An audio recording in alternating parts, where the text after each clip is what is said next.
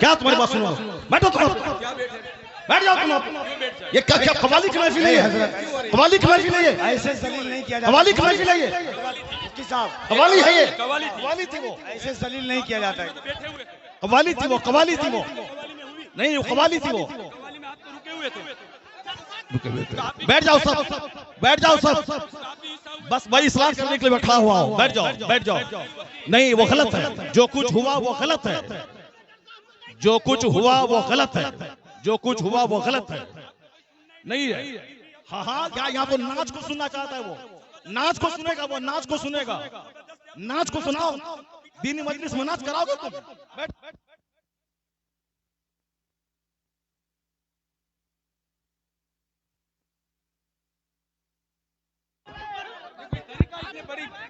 آپ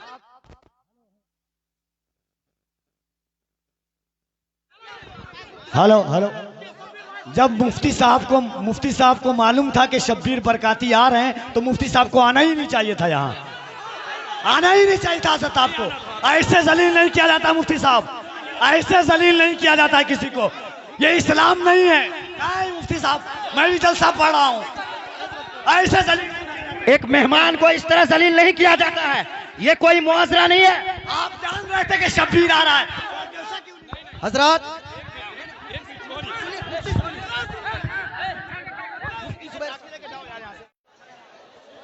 السلام علیکم ورحمۃ اللہ وبرکاتہ. نحمده ونصلي ونسلم على رسوله الكريم اما بعد فاعوذ بالله من الشیطان الرجیم. بسم اللہ الرحمن الرحیم. ان الدین عند اللہ الاسلام. صدق اللہ العظیم وصدق رسولہ النبی الکریم ونحن على ذلك لمن الشاہدین والشاکرین والحمد للہ رب العالمین. سامعین و حاضرین سارے لوگ بیٹھ جائیں. جناب مولانا قسیم الدین صاحب نے بہت زبردست مجمع جمع کیا اور ہزاروں کی تعداد میں سارے لوگ آ گئے. بہار کو بدنام مت کرو. تمہیں معلوم ہے جن کا ہاتھ چوم رہے ہو تم، یہ گجرات میں جا کے تمہیں گالی دیں گے. سچ کہہ رہا ہوں.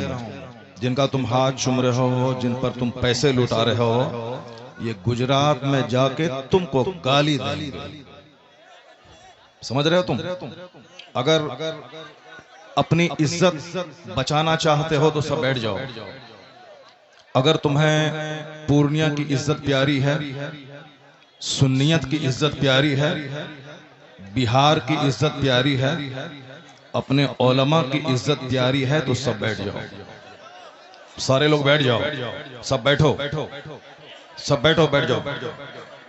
سارے لوگ بیٹھ جاؤ، بھاگو مت. تمہاری وجہ سے بریلی شریف میں ہم لوگوں کی بے عزتی ہو رہی ہے. تمہاری وجہ سے گجرات میں ہم بہاریوں کو گالی دی جا رہی ہے. تمہاری وجہ سے راجستھان میں ہم بہاریوں کی عزت مٹی میں ملائی جا رہی ہے. لوگ یہی بولیں گے کہ صاحب کئی لاکھ روپے کا جلسہ ہوا اور وہاں صرف شبیر برکاتی کی نعت سنی گئی اور سارے لوگ بھاگ گئے. اس کا مطلب بہار پورنیہ کے جلسے کا مطلب میلہ. تم سے زیادہ مجمع ہندوؤں کے مٹھ میں ہوتا ہے. تم بہت مست ہو کہ بہت بڑا مجمع ہو گیا. تمہیں معلوم ہے کہ تم سے بڑا مجمع ہندوؤں کے مٹھ میں ہوتا ہے، اس کے مندروں میں ہوتا ہے. درگا پوجا میں اس سے بڑا مجمع تھا، دیپاولی میں اس سے بڑا مجمع تھا، اور جہاں قوالی کی محفل ہوتی ہے وہاں اس سے بڑا مجمع ہوتا ہے. تو مجمع ہونے پہ زیادہ اترانے کی ضرورت نہیں کہ میرا جلسہ کامیاب ہو گیا. تمہارا جلسہ 100% فلاح. یہ شہریار رضا قادری بول رہا ہے جو ہندوستان کے ہر خطے اور ہر شہر میں جا رہا ہے، اور میں کہہ رہا ہوں کہ 100% تمہارا جلسہ فلاح. تم صرف قوالی سننے آئے تھے، وہی جو دن رات تم موبائل میں سنتے ہو وہی سننے کے لیے آئے تھے. اسی کا نام جلسہ ہے، اسی کا نام کانفرنس ہے، اسی کا نام سیرت کا جلسہ ہے. وہ تو ہم پھنس گئے مجمع میں، ہم بیٹھ گئے. مفتی زبیر صاحب بھی پھنس گئے جو مجمع میں بیٹھ گئے. ہم اپنی برأت کا اظہار کرتے ہیں جو کچھ ہوا. مفتی صاحب قبلہ بھی اپنی برات کا اظہار کرتے ہیں تاکہ کل مت بولنا کہ مناظر اہل سنت قاضی سیمانچل بیٹھے ہوئے تھے، ان کے سامنے مجرا ہو رہا تھا. ہم لوگ اس سے بری ہیں. اگر راستہ ہوتا نکلنے کا تو ہم نکل گئے ہوتے، وہ راستہ نہیں تھا، بھیڑ کی وجہ سے ہم کچل جاتے، اس لیے ہم نہیں نکلے، مفتی صاحب بھی نہیں نکلے. باقی جو کچھ ہوا ہم اس سے بری ہیں. کل مت کہنا کہ مولانا شہریار بیٹھے ہوئے تھے، ان کے سامنے مجرا ہوا. یہ کیا چیز ہے؟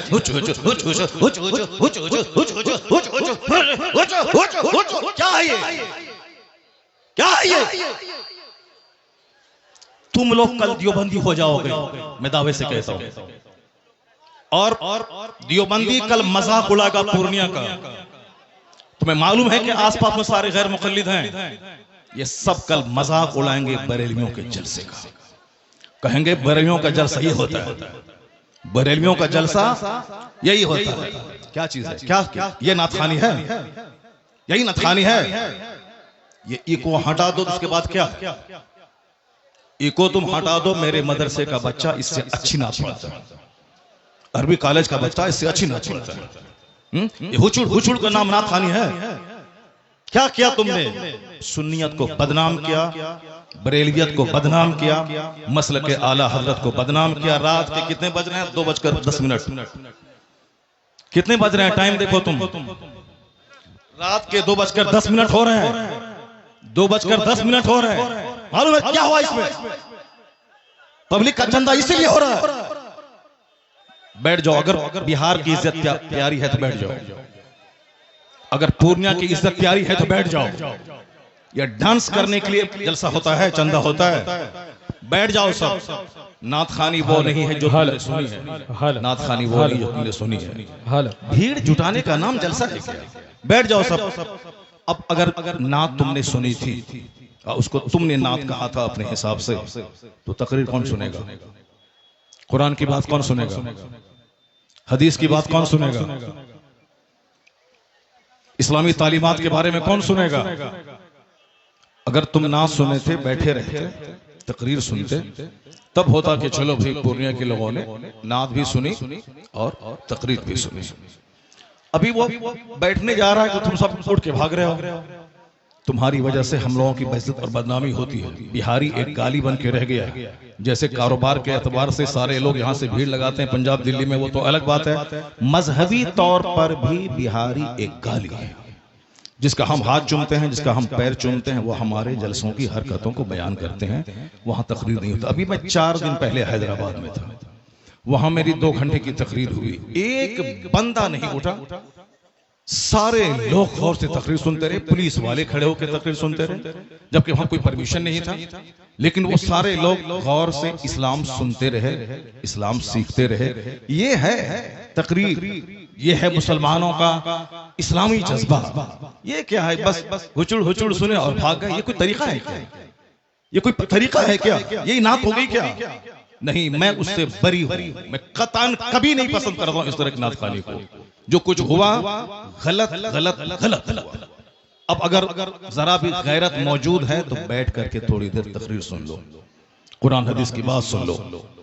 اور سارے لوگ زور سے بولیں، دروشی پڑھیں. اللہم صلی علی سیدنا و مولانا محمد معدن الجود والکرم وآلہ وبارک وسلم صلاۃ و سلاما علیک یا رسول اللہ. اس طرح کی مجلسوں سے جب قرآن پاک کی تلاوت ہوتی ہے، قرآن پاک کی تلاوت ہونی چاہیے 1 گھنٹہ، تاکہ مسلمانوں کا سینہ ہل جائے، ان کی آنکھیں آنسو بہائیں. یہاں قرآن پاک کی تعلیم کے لیے مدرسہ قائم ہوتا ہے. مدرسے کے جلسے میں قرآن پاک کی تعلیم پہ فوکس دیا جاتا ہے. تو ہمارے جلسے بھی اسلامک انوائرمنٹ میں ہوتے ہیں. یہاں مصطفیٰ کی حدیث سنائی جاتی ہے. یہ بتا دیں کہ تم لوگ یہاں کیا سننے کے لیے آئے تھے؟ یہ ننگے سر کیوں آئے تھے؟ کیا کرنے آئے تھے؟ صرف شبیر برکاتی کو سننے آئے تھے؟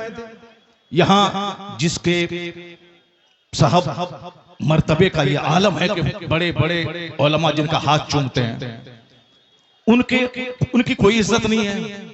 اور تم صاحب ایک دنیادار آدمی کی نعت سن رہے ہو. معلوم ہے تمہیں کیا سب ہو رہا ہے؟ تقریر سنو، حدیث سنو، اور اپنے اسٹیٹ اور اپنے ڈسٹرکٹ کو بدنام مت کرو. یہ جلسہ ہے، قوالی کی محفل نہیں ہے.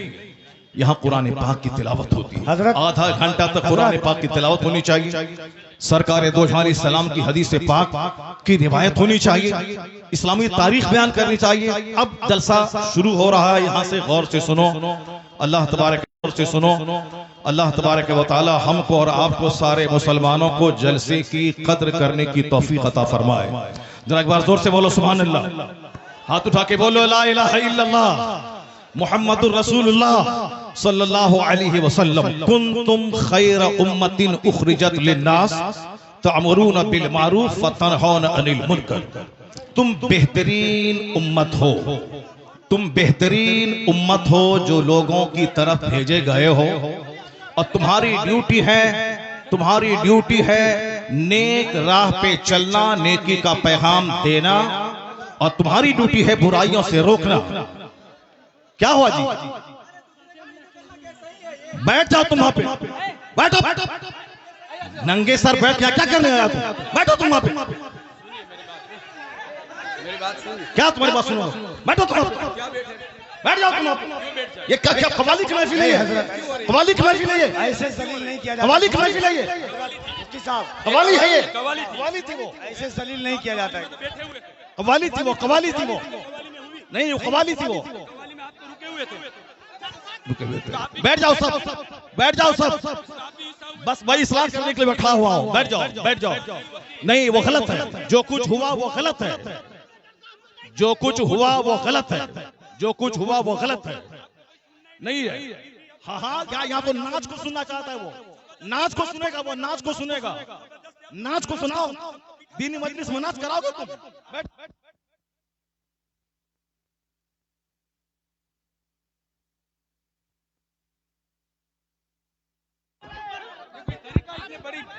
آپ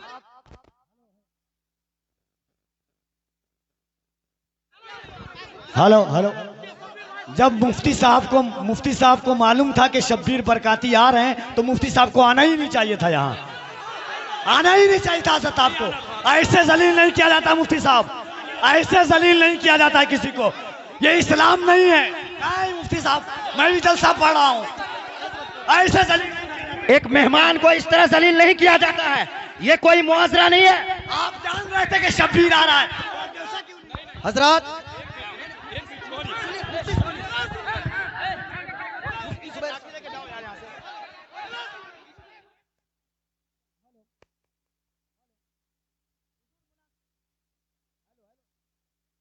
ہلو ہلو ہلو شانتی ہو جائیے، شانتی ہو جائیے، بیٹھیے بیٹھیے، شانتی رکھیے، بس بس بیٹھیے، آپ لوگ بیٹھیے، شانتی بنائیے، آپ لوگ پہلے شانتی بنائیے۔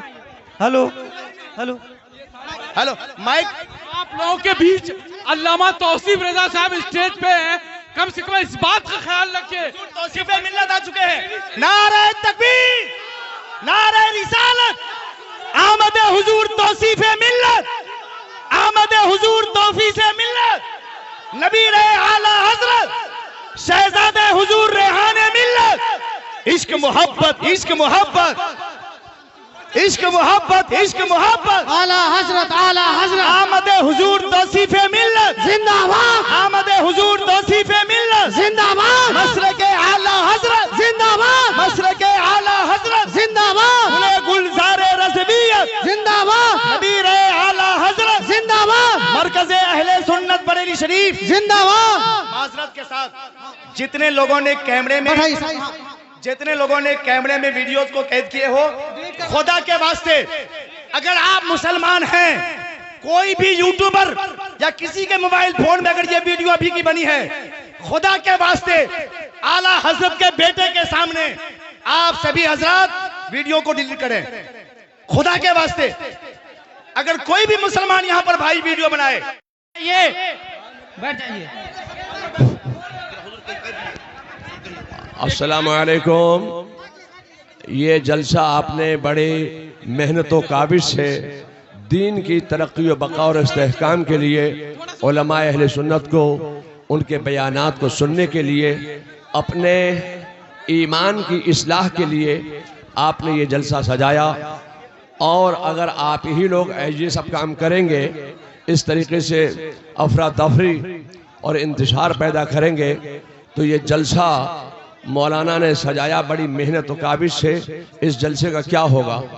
آپ حضرات علاقے کے ہیں، اپنے علاقے کی عزت کا آپ خیال کیجئے، اور یہ معاملات جو ہیں پہلے کے اور تھے، اب 1 منٹ میں پوری دنیا میں بات پہنچ جاتی ہے، اس لیے میں آپ سے گزارش کروں گا کہ آپ کے علاقے کے بہت بڑے عالم دین مولانا شہریار رضا صاحب بہت بڑے عالم دین ہیں، اور نعت سننا عبادت، نعت لکھنا عبادت، نعت پڑھنا عبادت، لیکن مجھے آپ بتائیے کہ جب تک کہ علماء کی تقریریں آپ نہیں سنیں گے تو یہ کون بتائے گا کہ نعت سننا عبادت ہے، نعت پڑھنا عبادت ہے، نعت لکھنا عبادت ہے؟ علماء کی تقریریں سے ایمان سلامت ہوگا، عقیدہ محفوظ ہوگا، تو علماء کی تقریر سننا پہلے، نعت سننا یہ بعد میں۔ نعت بھی پڑھی جائے گی اور تقریر بھی کی جائے گی۔ آپ لوگ بڑے اطمینان کے ساتھ تشریف رکھیں، حضرت مولانا شہریار رضا صاحب کا خطاب نایاب دستیاب ہوگا انشاءاللہ۔ بیٹھ جائیں سارے لوگ، بیٹھ جائیں۔ حضور پیر طریقت علامہ مولانا توصیف رضا خان صاحب قبلہ مدظ العلی نبیر اعلیٰ حضرت، یہ اعلیٰ حضرت کے شہزادے ہیں۔ انہوں نے یہاں آنے کے بعد آپ کو نصیحت کی کہ نعت خوانی بھی ہو مگر تقریر سب سے پہلے ہونی چاہیے۔ میں نے آپ کی ان اداؤں کی وجہ سے مجھ کو ناراضگی ہوئی، کیونکہ تقریر نہ سننے کے بعد سارے لوگ یک بیک کھڑے ہو گئے، یہ جلسے کی توہین ہے، ہمارے علاقے کی توہین ہے۔ اس لیے یہ جلسہ ہے، سیرت کی محفل ہے، اصلاح ایمان و عمل کانفرنس ہے۔ اب ذرا تھوڑی دیر میری گفتگو سنیں، اس کے بعد دستار بندی کا منظر ہوگا اور حضور پیر طریقت کا خطاب نایاب ہوگا۔ اللہ تبارک و تعالی ہمارے علاقے کے سارے مسلمانوں کو اپنے علماء کی قدر کرنے کی توفیق عطا فرمائے۔ میں نے کہا تھا نا کہ ہماری بے عزتی ہوتی ہے، ہماری توہین ہوتی ہے، ہمارے جلسے کا وقار مجروح ہوتا ہے۔ ہم لوگ چاروں طرف سے گھرے ہوئے ہیں بدعقیدوں کے بیچ میں، ہمارا کل مذاق اڑایا جائے گا، ہمارے جلسے کا مذاق اڑایا جاتا ہے، تو ہمیں صرف آپ کی ان اداؤں کی وجہ سے تکلیف ہوتی ہے کہ میں نے کہا نا کہ جس طرح آپ نے نعت سنی تھی اسی طرح بیٹھ کے آپ 1 گھنٹے کی تقریر سن لیتے، تاکہ پورے ہندوستان کے لوگ جانتے کہ وہاں نعت بھی سنی جاتی ہے اور تقریر بھی ہوتی ہے۔ اب ذرا غور سے سنیے، ہمارے تعلق سے قرآن شریف میں کہا گیا ہے کہ کنتم خیر امہ، تم بہترین امت ہو، لوگوں کی طرف بھیجے گئے ہو، تمہاری ڈیوٹی ہے خود نیک بننا، دوسروں کو نیک بنانا، تمہاری ڈیوٹی ہے خود برائیوں سے بچنا، دوسروں کو برائیوں سے بچانا۔ یہ ہماری کوالٹیز کو قرآن شریف میں بیان کیا گیا ہے کہ you are the best community, تم بہترین امت ہو۔ اور بہترین کیوں ہو؟ اسی لیے ہو کہ تمہارا کام ہی ہے نیک بننا، دوسروں کو نیکی کا پیغام دینا۔ تمہاری ذمہ داری ہے خود برائی سے بچنا اور دوسروں کو برائی سے بچانا۔ دوسرے لوگ کھانے پینے پیدا ہوئے ہیں، دوسرے لوگ موج مستی کرنے پیدا ہوئے ہیں، دوسرے لوگ شراب پئیں، بدکاری کریں، سود کھائیں، اس سے کیا مطلب ہے؟ اس کو مرنے کے بعد حساب کتاب کا کوئی خوف ہی نہیں ہے۔ یہ ساری باتیں ہم مسلمانوں کو سوچنا ہے۔ سرکار دو جہاں کی حدیث ہے کہ لا تزول قدم عبد حتی یسأل عن اربعین، آقا فرماتے ہیں کہ قیامت کے دن بندے کا پاؤں اپنی جگہ سے 1 انچ نہیں ہٹے گا، 1 انچ نہیں ہٹے گا جب تک کہ 4 چیزوں کا اس سے سوال نہ ہو جائے، جب تک کہ 4 چیزوں کا اس سے سوال نہ ہو جائے۔ سب سے پہلا سوال ہوگا ان عمرہ فیما افنا، یعنی اپنی یہ قیمتی زندگی تم نے کس کام میں گزاری۔ یہ تو ہر مسلمان کو سمجھنا ہوگا کہ ہم اپنا بہومولیہ جیون سر سے لے کے پاؤں تک مہاسنکھوں روپے سے زیادہ قیمتی پارٹس اللہ نے دیے۔ جو لوگ گونگے ہیں، بات نہیں کر سکتے، ان کو دیکھنے کے بعد اپنی زبان کی اہمیت سمجھیں۔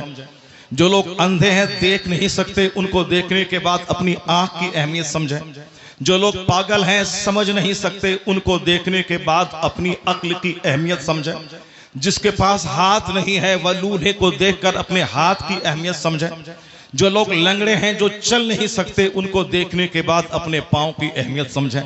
جو اربوں میں کھیلنے والے 2 روٹی کھا کے پچا نہیں سکتے، ان کو دیکھ کر 10 روٹی کھانے کے بعد پچانے کی جو مشین اللہ نے پیٹ کی شکل میں دی ہے اس کا مہتو سمجھیں۔ حضور فرماتے ہیں قیامت کے دن ان ساری نعمتوں کے بارے میں سوال ہوگا۔ تم نے اپنے پاؤں کا کیسا استعمال کیا؟ تم نے اپنی زبان کا کیسا استعمال کیا؟ تم نے اپنے ہاتھ کا کیسا استعمال کیا؟ تم نے اپنی آنکھ کا کیسا استعمال کیا؟ ساری زندگی کے بارے میں سوال ہوگا۔ ناچ تماشے میں زندگی گزاری یا قرآن کی تلاوت میں گزاری؟ تم نے صرف وقتی لذت کی خاطر تم نے انجوائے کیا یا تم نے رات میں تہجد کے وقت اٹھ کے اللہ کے خوف سے آنسو بہایا؟ یہ سوال ہوگا ساری نعمتوں کے بارے میں۔ یہ قیمتی زندگی کس کام میں گزاری؟ ہمیں مشرکوں کے ناچنے گانے سے کوئی اعتراض نہیں، ہمیں یہود و نصارہ کے ناچ گانے سے کوئی اعتراض نہیں ہے، ہمیں بدھ اور جین کے ننگے رہنے سے کوئی اعتراض نہیں ہے۔ ہمیں صرف مسلمانوں سے کہنا ہے کہ ہمارے پیغمبر نے کہا ہے کہ قیامت کے دن 1 انچ اپنی جگہ سے ہٹ نہیں پاؤ گے جب تک کہ 4 سوالوں کا جواب نہیں دے دو۔ ہر مسلمان کے بچوں کو یہ حدیث یاد ہونی چاہیے، ہر مسلمان کے گھر میں یہ حدیث لکھی ہونی چاہیے، ہر مدرسے کی دیواروں میں اس حدیث پاک کو لکھا جانا چاہیے، ہر مسجد میں اس حدیث پاک کو لکھا جانا چاہیے، تاکہ سارے لوگ اپنی رسپانسبلٹیز کو سمجھیں کہ قیامت کے دن کیا ہوگا۔ پہلا ان عمرہ فیما افنا، زندگی کے بارے میں زندگی کس کام میں گزاری۔ دوسرا سوال ہوگا ان شبابہ، جوانی کے بارے میں کہ تم نے جوانی کس کام میں گزاری۔ جوانی دیوانی ہوتی ہے، جوانی میں لوگ کہتے ہیں کہ چلو کچھ بھی کرو، بڑھاپے میں تو نیک بن ہی جانا ہے، جبکہ بڑھاپے میں 90% لوگ نیک نہیں بنتے، البتہ بیمار بن کر وہ اپنی زندگی کے آخری ایام کو بھی تباہ و برباد کرتے ہیں۔ حضور فرماتے ہیں کہ تم جوانی کس کام میں گزاری، اس کا سوال ہوگا۔ تیسرا سوال ہوگا ان مال ہی من این اکتسبہ وفیما فزعہ، یعنی مال کہاں سے کمایا اور کہاں خرچ کیا، اس کا سوال ہوگا۔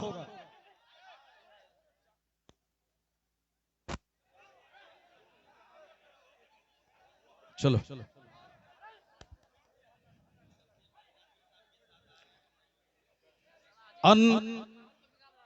معلوم ہے نبی اعلیٰ حضرت بیٹھے ہوئے، شہزادے اعلیٰ حضرت بیٹھے ہوئے، ادب کرنا، ڈسپلین، یہ ہمارا فرض ہونا چاہیے۔ مائک کی آواز دو، مائک کی آواز دو، حضرت کہہ رہے ہیں کہ آپ بولتے رہیے۔ بیٹھ جاؤ بیٹھ جاؤ بیٹھ جاؤ بیٹھ جاؤ بیٹھ جاؤ۔ حضور فرماتے ہیں کہ مال کے بارے میں سوال ہوگا۔ اب مال ہی من این اکتسبہ وفیما وضعہ، تم نے مال کہاں سے کمایا، کس راستے میں خرچ کیا، یہ سوال قیامت کے دن ہوگا۔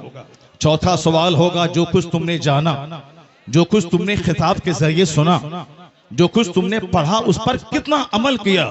یہ بنیادی باتیں ہیں، ہر مسلمان کو معلوم ہونا چاہیے۔ نماز پڑھنا فرض اعظم ہے، یہ ہر مسلمان کو معلوم ہونا چاہیے۔ روزہ رکھنا بہت بڑا فرض ہے، ہر مسلمان کو معلوم ہونا چاہیے۔ جلسہ کرنا فرض نہیں ہے، وہ تو دینی تعلیم کا ایک ذریعہ ہے کہ رات بھر میں نے، سال بھر میں نے کیا کیا، بس اسی ہماری کارکردگی کو لوگوں کے سامنے رکھ دینا ہے کہ ہم نے سال بھر تک آپ کی زکوٰۃ، آپ کے خیرات، آپ کی خیرات، آپ کے صدقات کا کیا ہم نے استعمال کیا۔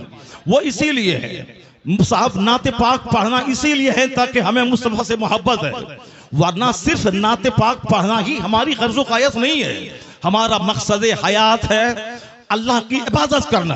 اللہ کی عبادتوں میں قیامت کے دن یہ سوال ہی نہیں ہوگا کہ تم نے نعت پڑھی یا نہیں پڑھی، سب سے پہلا سوال ہوگا، حضور فرماتے ہیں ان اول ما یحاسب بہ العبد یوم القیامت الصلاۃ، قیامت کے دن سب سے پہلا سوال نماز کا ہوگا۔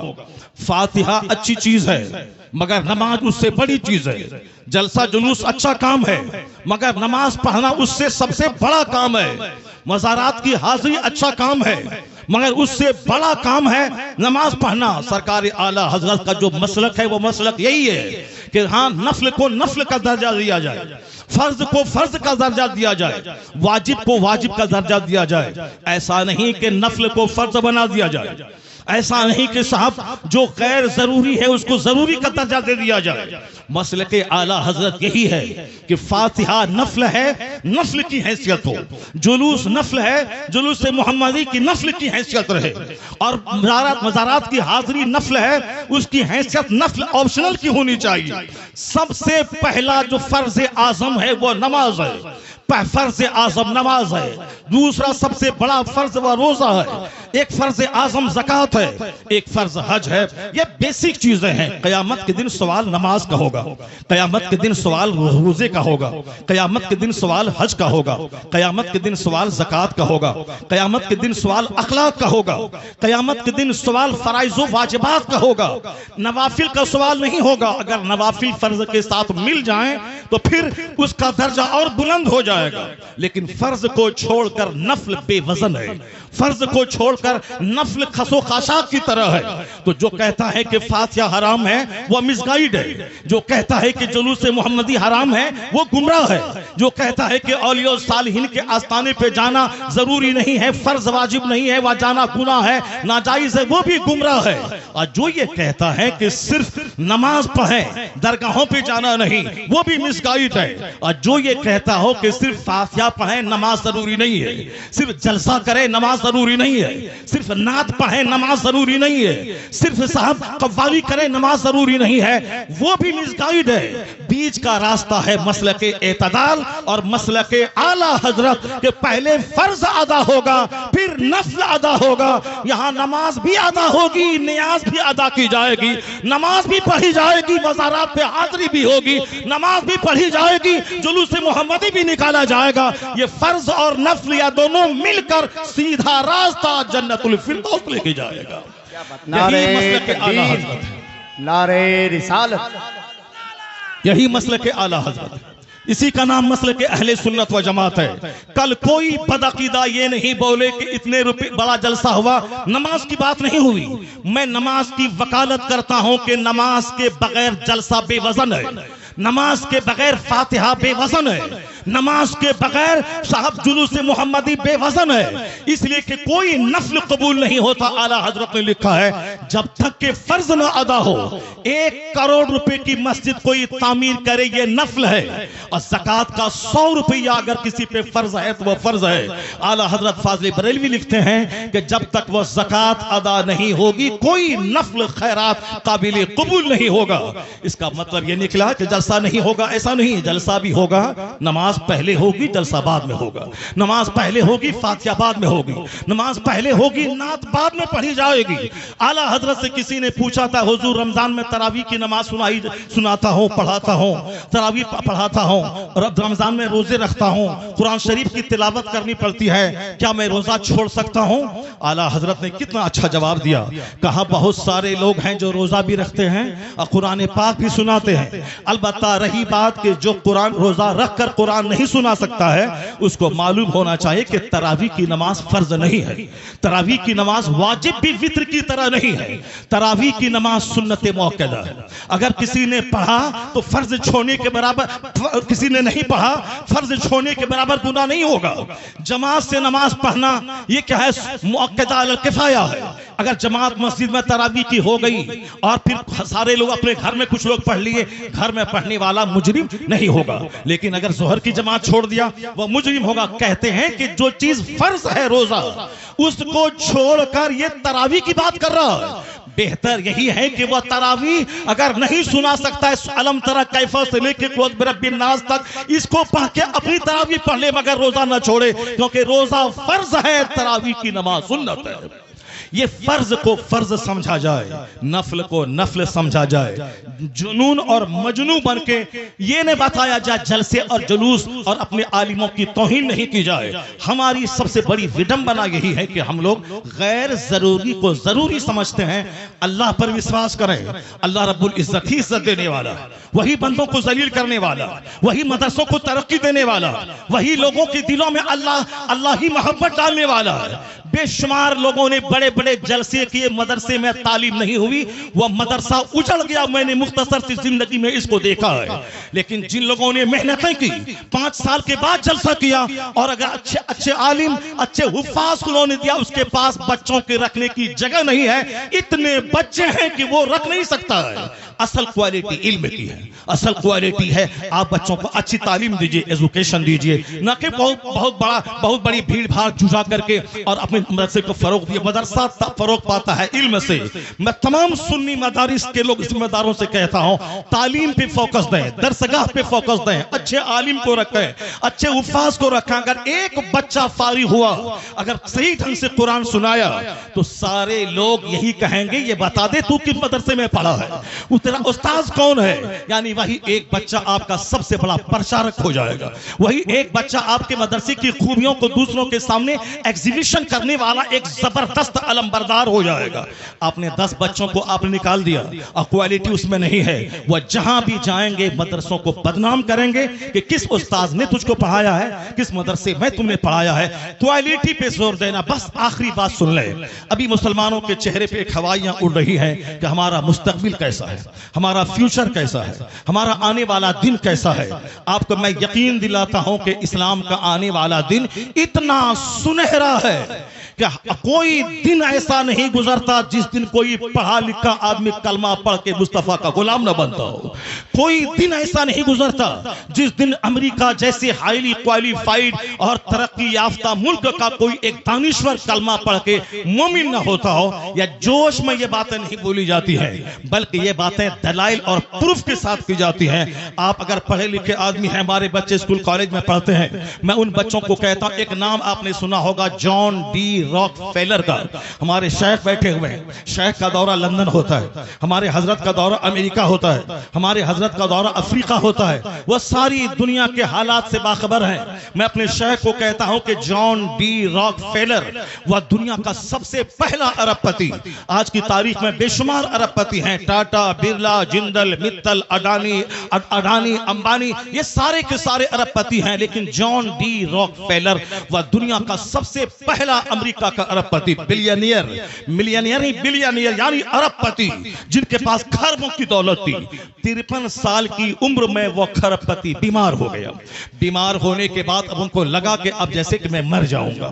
جب مر ہی جاؤں گا، اکثر آج کل یہ ڈپریشن کا مرض بڑھ رہا ہے عورتوں میں بھی اور مردوں میں بھی. عورتیں بھی کہتی ہیں کہ اب مجھ کو ایسا لگتا ہے کہ میں مر جاؤں گا.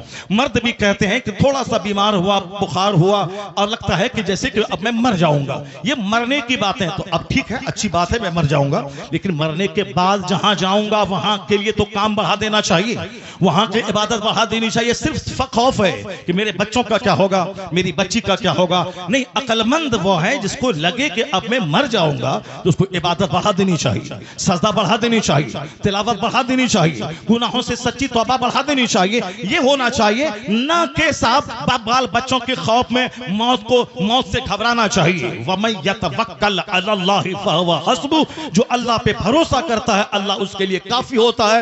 قرآن میں آیا ہے لا تقتلوا اولادکم خشیۃ املاق، غریبی کے ڈر سے بچوں کو قتل مت کرو، میں تجھے بھی روزی دیتا ہوں، تیرے بچوں کو بھی روزی دوں گا.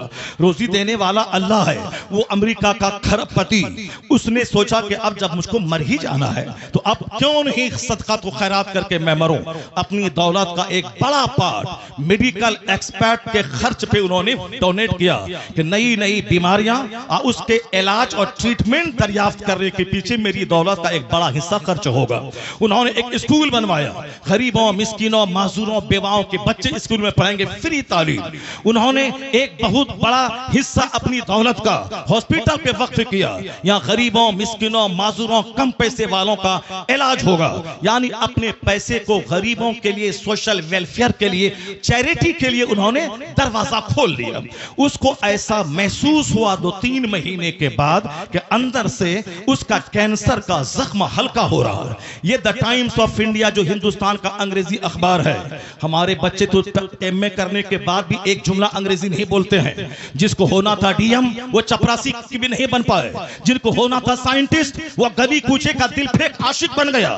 امریکہ کا یہودی ایک ایک منٹ کا صحیح استعمال کر کے دنیا کو مائکروفون دے, دنیا کو ہوائی جہاز دے, اور ہمارے وہ بچے جس کے پاس تھی میرٹ ڈی ایم بننے کی, وہ صرف موبائل چلا چلا کر کے وہ بچے ہمارے گلی کوچے کے دل پھینک عاشق بن گئے. کسی قابل نہیں رہے. ایک بچہ ہندوستان کا اگر آئی ایس آفیسر بنتا ہے تو 40 کروڑ مسلمانوں کا کلیجہ ٹھنڈا ہو جاتا ہے. وہ کما کے اپنے باپ کو دے گا مگر نام پوری مسلم سوسائٹی کا ہوتا ہے. ہماری میجورٹی ہمارے نوجوانوں کی موبائل چلا چلا کے ڈی ایم تو نہیں بنی, البتہ اپنی جوانی میں آگ لگا دی, اپنی سوچ اور فکر میں آگ لگا دی, اپنی صحت کو تباہ و برباد کر دیا, اپنے خاندان کی ناک مٹی میں ملا دی. موبائل کا استعمال ضرورتاً ہو 24 گھنٹے اس میں گھس کے نہ رہے.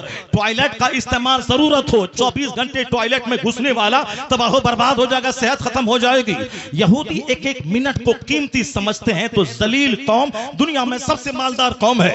جبکہ نمازوں کی پابندی ہمیں وقت کی قدر سکھاتی ہے, جبکہ سحر اور افطار کا سسٹم وقت کی قدر سکھاتا ہے, جبکہ زکات کا مینیج ہمیں ایک ایک منٹ کو قیمتی سمجھنے کا پیغام دیتا ہے. 1 منٹ پہلے دانا حلال, 1 منٹ کے بعد دانا حرام, یہ ہمیں پنکچولیٹی سکھاتا ہے. مگر عقل رہے تب نہ ان باتوں پہ ہم غور کریں. ہمارے پاس تو غصہ بہت زیادہ ہے, ہمارے پاس جذبات بہت زیادہ ہے, ہمارے پاس چھوٹی فکری کی وجہ سے ہم جو لائق تھے اس لائق نہیں بن پائے. امریکہ کا کھرب پتی انہوں نے دولتوں کا ایک بڑا حصہ اسکول پہ, ہاسپٹل پہ, غریبوں کے راشن کے کٹ پہ اور میڈیکل ایکسپرٹ کی ٹیم بیٹھا کے تاکہ نئی بیماریوں کا علاج کھوج کرنے کے لیے وہ ٹیم خاص رہے. ان کو ایسا لگا جب سے وہ چیریٹی صدقات و خیرات کا کام شروع کیا, اندر سے اس کے بدن کا جو کینسر تھا اس کا مرض دور ہونے لگا. 4 مہینے کے بعد انہوں نے ٹیسٹ کروایا, اس کے اندر کا کینسر ختم ہو چکا تھا. اب وہ شخص دنیا والوں کو بتایا کہ دنیا والا گواہ رہے, دنیا والا گواہ رہے کہ چیریٹی سے بیماری کا علاج ہوتا ہے, صدقہ سے بیماری کا علاج ہوتا ہے, خیرات سے بیماری کا علاج ہوتا ہے. انہوں نے کہا خیرات سے بیماری کا علاج, بیماری کے علاج کے جتنے طریقے ہیں اس میں سب سے بڑا طریقہ یہ بھی ہے کہ چیریٹی اور خیرات سے بیماریوں کا علاج ہوتا ہے. صدقات و خیرات سے مریض صحت مند ہوتے ہیں, صدقات و خیرات سے مریض صحت یاب ہوتے ہیں, صدقات و خیرات سے مریض صحت یاب ہوتے ہیں.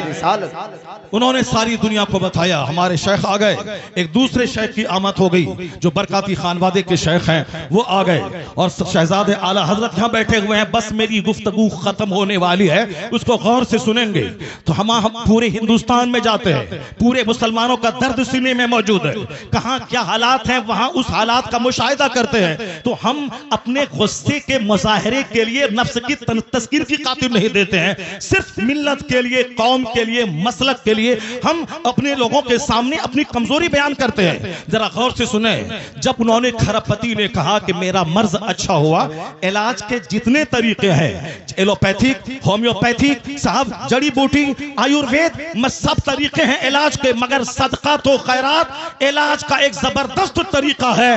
تو جو بات جان ڈی راک فیلر نے آج کہی, یہی بات مصطفیٰ نے 1400 سال پہلے کہی تھی کہ داؤ مرضاکم بالصدقہ وحسنوا اموالکم بالزکات. مصطفیٰ نے کہا اپنے مریضوں کا علاج صدقہ کر کے کیا کرو. تو آج 1400 سال کے بعد امریکہ کا کھنب پتی اپنے تجربے سے دنیا کو بتایا کہ صدقہ سے ایک بیمار ٹھیک ہوتا ہے. جو بات مصطفیٰ نے 1400 سال پہلے کہی وہ امریکہ کا کرسچن ذاتی تجربے سے بتا دیا کہ مصطفیٰ کا قول سچا ہے, مصطفیٰ کا مذہب سچا ہے اور خیرات سے علاج ہوتا ہے. تو آج جیسے دانشوروں کے بیچ مصطفیٰ کی حدیث کی صداقت سامنے آ رہی ہے, کلمہ پڑھنے والوں کی تعداد میں زبردست اضافہ ہوتا چلا جا رہا ہے. اسلام کبھی خطرے میں نہیں تھا اور آج بھی خطرے میں نہیں ہے. جیسے جیسے علم بڑھ رہا ہے, جیسے جیسے ریسرچ بڑھ رہی ہے, جیسے جیسے تحقیق بڑھ رہی ہے, ویسے ویسے مصطفیٰ کے غلاموں کی تعداد میں اضافہ ہوتا جا رہا ہے. اسلام کے تعلق سے آپ بے فکر ہو جائیں, اپنی فکر کریں کہ میرا مرتے وقت کیا ہوگا, میرا قبر میں کیا ہوگا, میرا حشر میں کیا ہوگا, کل اگر میں مر گیا تو میرا کیا ہوگا. اسلام کے بارے میں زیادہ فکر کرنے کی ضرورت نہیں ہے. اسلام بہت زندہ و تابندہ مذہب ہے. پوری دنیا کے ہر گوشے میں, ہر خطے میں اسلامی چراغ روشن ہو رہا ہے. جتنے بھی لوگوں نے اسلام کا چراغ بجھانا چاہا وہ سب بجھ گئے, ان کی عزتیں مٹی میں مل گئیں, ان کے آبا و اجداد دشمنی کی آگ میں جل کر مٹی میں مل گئے. اسلام مسکرا رہا ہے, مدرسہ مسکرا رہا ہے, مسجدیں مسکرا رہی ہیں, اذان مسکرا رہی ہے, ہمارے مشائخ کے چہرے کی داڑھیاں, ان کے سروں کی پگڑیاں مسکرا رہی ہیں. کبھی اسلام خطرے میں نہیں تھا اور آنے والے وقت میں بھی جیسے جیسے علم کا اجالا پھیلے گا مصطفیٰ کے غلاموں کی تعداد میں اضافہ ہوتا چلا جائے گا.